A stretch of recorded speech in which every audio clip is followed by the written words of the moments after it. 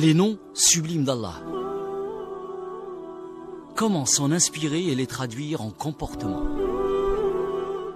Les noms sublimes d'Allah. Avec Kamal Shekat, tous les jours sur Radio Ifriqiya FM.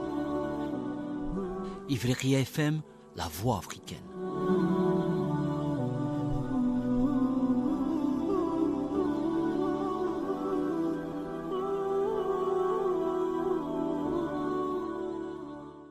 بسم الله والحمد لله والصلاة والسلام على رسول الله وعلى آله وصحبه ومن والاه وبعد أيها الملأ الكريم السلام عليكم ورحمة الله وبركاته.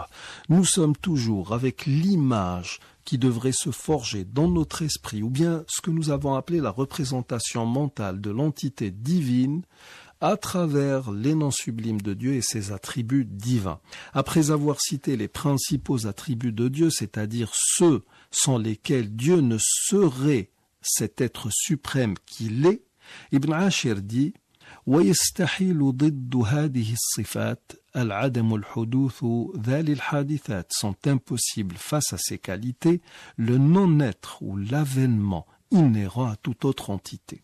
Le non-être est un terme qui exprime le néant, l'inexistence. Donc, le fait d'admettre à l'égard de Dieu toutes les qualités citées précédemment implique impérativement l'exclusion de toute idée qui pourrait s'y opposer. Et ce sont là des attributs jugés impossibles concernant Dieu. Sifatun mustahilatun fi haqqillah.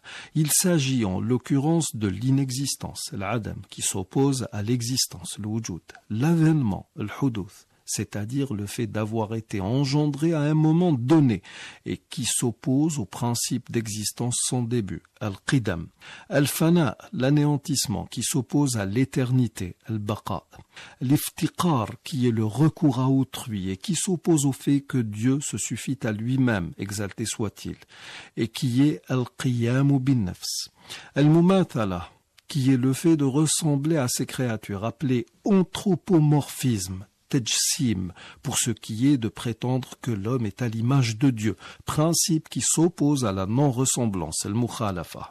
Nafyul wihda, qui se caractérise par le polythéisme et qui va s'opposer au principe d'unicité, al-wihdaniya. Al-ajz, l'incapacité, qui s'oppose à la puissance ou la capacité, le qudra. Al-karaha, la contrainte, qui s'oppose à la pleine volonté, qui est al-irada. Al-jahl, l'ignorance, qui s'oppose à la science, al-ilm. Al-mamat, la mort, qui s'oppose au principe de vie, al-hayat. Al-samam, la surdité, qui s'oppose à l'audition, al-sama. Al-ama, la cécité, qui s'oppose à la vue, al-basar. Et enfin, al-bukm, qui est le mutisme et qui s'oppose à l'usage de la parole, qui est al-kalam. Tout ceci exclut l'image d'un Dieu.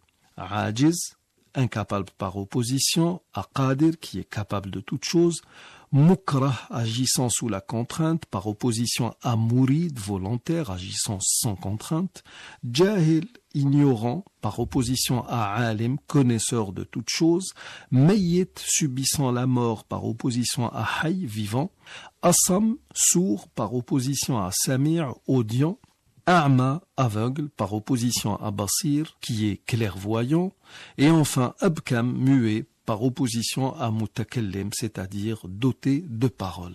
Et c'est à partir de là que va se dessiner, se forger l'image que l'on devrait se faire de Dieu, c'est-à-dire un être suprême qui s'inscrit dans tout ce qui est parfait.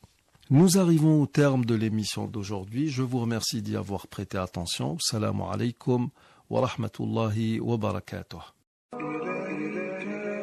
إليك إله الخلق أرفع رغبتي وإن كنت يا ذا المن والجود مجرما ولما قسى قلبي وضاقت مذاهبي